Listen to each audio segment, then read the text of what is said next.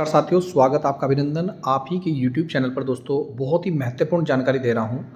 यहाँ पे स्क्रीन पर आप देख रहे हैं, मैं बात कर रहा हूँ शिक्षा विभाग ग्रुप डी भर्ती 2364 पदों पर। सबसे पहले तो वीडियो को शेयर कर दीजिए और जिन भाइयों ने टेलीग्राम को ज्वाइन नहीं किया, इस वीडियो के डिस्क्रिप्शन में टेलीग्राम लिंक दिया है, फटाफट जाकर टेलीग्राम को ज्वाइन कर लें।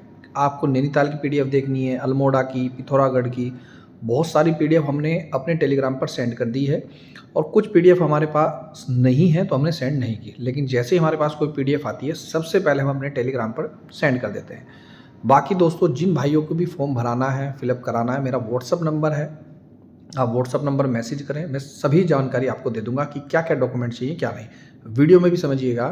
देखिए दोस्तों, ये चतुर्थ श्रेणी की जो भर्ती हैं, 3 पद हैं। सबसे पहले समझिएगा, परिचारक क्या होता है, क्या काम करता है। उसके बाद है स्वेच्छक, यानी कि जैसे कि नाम से स्पष्ट है, साफ सफाई वाला। और तीसरा है दोस्तों चौकीदार, सह चौकीदार, मतलब चौकीदारी का भी काम लिया जा सकता है थोड़ा से, और अन्य काम भी लिए जा सकते हैं समय समय पर। मेरा कहने का मतलब है, अगर आप किसी डिपार्टमेंट में नौकरी करना चाहते हैं, डिपार्टमेंट का मतलब है ये है कि सर ये तो स्कूलों की भर्ती है, नहीं, आपको गलत फहमी है। अगर आप माध्यमिक शिक्षा गढ़वाल मंडल में नौकरी करना चाहते हैं तो परिचारक के 2 पद हैं, स्वच्छक चौकीदार का 1 पद है और योग टोटल कितने हैं, 2 और 1 3 पोस्टें हैं। अगर आप निदेशक प्रारंभिक शिक्षा गढ़वाल मंडल में नौकरी करना चाहते हैं तो वहाँ पे भी इसी तरह की पोस्टें हैं। लेकिन अगर आप राजकीय इंटर कॉलेज में नौकरी करना चाहते हैं तो वहाँ पर कहीं तो परिचारक की पोस्टें हैं और कहीं पर परिचारक की पोस्टें नहीं। पूरी वीडियो देखिएगा, फिर समझ में आ जाएगा। ये परिचारक सर होता क्या है। परिचारक का मतलब होता है ऑफिस का जो रोज़मर्रा का काम काज रहता है। तो कई बार एक ऑफिस से दूसरे ऑफिस में जाना, दूसरे ऑफिस से तीसरे ऑफिस में जाना, या ऑफिस के अंदर ही बहुत सारे सब ऑफिस बने होते हैं, अनुभाग बने होते हैं छोटे बड़े, उन ऑफिस तक फाइल लेकर जाना, फिर वापस लेकर जाना। जैसे किसी अधिकारी ने कहा भाई ये फाइल है, इन अधिकारी के पास लेके जाओ, तो आपका काम होगा सर ठीक है। तो ये अगर आप काम करते हैं तो इसमें फ़ायदा ये है कि आपको ऑफिशियली जॉब मिल रही है, लेकिन इसमें समय रहेगा 10 बजे से लेकर शाम के 5 बजे तक, जो कि नॉर्मली रहता है। 10 से 5 बजे तक का समय रहेगा, आपको ड्यूटी करनी पड़ेगी। अब अगर आप राजकीय इंटर कॉलेज में नौकरी करना चाहते हैं, जैसे ये लिख रखा है राजकीय इंटर कॉलेज कलाल घाटी, राजकीय इंटर कॉलेज बरंगाल, राजकीय इंटर कॉलेज जगतेश्वर, यहाँ बच्चों की संख्या भी लिख रखी है भाई 324 है। अब 324 हैं, मतलब नाम ही था तभी उन्होंने डाल रखा। अब वहाँ पर समय क्या रहेगा, अब स्कूल का टाइम रहता है मुख्य रूप से 9 बजे से 2 बजे तक या 1:30 बजे तक रहता है। उसके बाद आपकी छुट्टी, लेकिन किसकी, परिचारक की। अब जो और 2 पोस्टें हैं, स्वेच्छक साफ सफाई वाला, उसकी भी छुट्टी, क्योंकि वो साफ सफाई करेगा, सीधी सी बात है, उसका काम है साफ सफाई करना।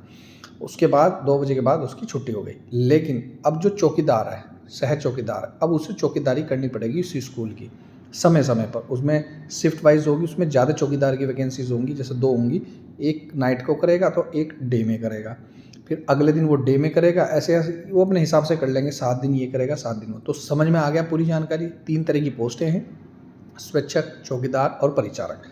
अगर आपको मैंने बता दिया भाई, वो आपके ऊपर डिपेंड है। सैलरी 15,000 रुपये है। कितनी है सैलरी, 15,000 रुपये। योग्यता भी सुन लो। वैसे तो योग्यता अगर सच बताऊं तो इसमें जो योग्यता आ रही है ना भाई साहब, इसमें 8वीं पास है। तो मेरा ये कहीं ना कहीं ये आपसे कहना है कि जिन भाइयों ने बहनों ने B.Ed भी कर रखी, M.Ed भी कर रखी, MSc भी कर रखी, B.Tech भी कर रखी, M.Tech भी कर रखी, और आपने प्रयाग पोर्टल पे उस पर संबंधित जानकारी दे रखी है, मतलब समझाने के लिए बता रहा हूँ, तो भाई कौन करवाएगा आपसे चपरासी का काम। सब कहेंगे यार B.Tech बंदा है यार, उसको चपरासी का काम थोड़ा ही ना होगा। लेकिन आपको तो नीड है ना, आपको तो आवश्यकता है ना यार, मेरे को तो जॉब चाहिए ना, तैयारी भी करनी है आपको, मेहनत भी करनी है। तो कोशिश करें कि बहुत ज़्यादा अननेसेसरी की आप उसमें जानकारी ना दें, अननेसेसरी की, ठीक है। अगर आपकी इच्छा है तो आप दे दीजिए, नो प्रॉब्लम, पर अननेसेसरी की अनावश्यक उसमें जानकारी ना दें। योग्यता जब 8वीं पास है तो आप 12th क्लास तक दे दें, तो कहीं ना कहीं आपका सिलेक्शन हो सकता है। मैं उन भाइयों के लिए बता रहा हूँ जिनको यही जॉब करनी है, बिल्कुल करनी है, और एनी हाउ उनको जॉब की बहुत नीड है। वैसे तो ये जॉब केवल 8वीं और 10वीं पास वाले ही भरे भाई, क्योंकि इनका भला हो जाएगा। जिन्होंने सच में 10वीं और 8वीं पास ही है और 12वीं पास ही हैं, तो कोशिश ये भी करें, क्योंकि आप लोगों की तो नौकरी लग जाएगी, क्योंकि आपने बड़ी बड़ी डिग्रियाँ हैं। इन भाइयों क्या होगा, अब जो विकलांग हैं, देखिए विकलांगता सर्टिफिकेट देख लीजिएगा जिस भाई ने। अब आप कहेंगे सर आप ऐसा क्यों बोल रहे हैं कि प्रयाग पोर्टल पर रजिस्ट्रेशन नहीं कराना, उसमें क्या खामियां हैं, क्या दिक्कत है? देखिए, प्रयाग पोर्टल की वेबसाइट अभी सही नहीं चल रही है। अगर आपने रजिस्ट्रेशन चलो मान लिया करा भी लिया कहीं से भी, वैसे तो बहुत मुश्किल से होगा पर करा भी लिया मान लेते हैं, तो फिर फॉर्म भी तो भरना पड़ेगा। अभी फॉर्म आए कहाँ हैं? तो जब फॉर्म आएंगे तभी आप रजिस्ट्रेशन कराना और तभी आप फॉर्म भराना, मतलब एक पंथ दो काज हो जाएंगे। अब आज आपने रजिस्ट्रेशन करा लिया इतनी टेंशन में, 200-250 रुपये दोगे रजिस्ट्रेशन कराने के, फिर जब वैकेंसीज आ जाएगी फिर आप रजिस्ट्रेशन कराते फिरोगे, फॉर्म भरवाते फिरोगे। तो आप एक साथ ही रजिस्ट्रेशन करवा लेना, एक ही साथ फॉर्म भराना। मेरा कहने का मतलब ये है। हाई स्कूल की 10वीं की मार्कशीट आपके पास होनी चाहिए, प्रमाण पत्र आपके पास होना चाहिए। इंटरमीडिएट 12वीं और मार्कशीट प्रमाण पत्र आपके पास होना चाहिए। प्रयाग पोर्टल पर रजिस्ट्रेशन तो जरूरी है, बिना इसके फॉर्म नहीं भरे जाएंगे और इसके बिना फॉर्म नहीं भरे जा सकते। सेवायोजन कार्यालय एम्प्लॉयमेंट एक्सचेंज में पंजीकरण प्रमाण पत्र, अनुभव प्रमाण पत्र जरूर लगाना अगर आपने पहले से चौकीदारी, सफाई कर्मी या अन्य डॉक्यूमेंट्स अपनी नौकरी की है। स्थायी निवास प्रमाण पत्र, जिन भाइयों का स्थायी निवास प्रमाण पत्र में जो एड्रेस है, जो जिला है, जो ब्लॉक है, उससे ही रिलेटेड फॉर्म भरें तो ज़्यादा अच्छा है, तो ही आपकी नौकरी पक्की हो सकती है। अन्यत्र ना भरें वो, क्योंकि उनको प्राथमिकता दी जाएगी। अब आप सब कहेंगे सर ये फॉर्म कब तक आ रहे हैं? देखिए, ये फॉर्म आ रहे हैं दिसंबर के प्रथम सप्ताह में। दिसंबर के प्रथम सप्ताह में फॉर्म आएंगे। दिसंबर के अंत तक ये ऑनलाइन आवेदन कर सकते हैं और जनवरी 2026 में आपकी हो जाएगी ज्वाइनिंग।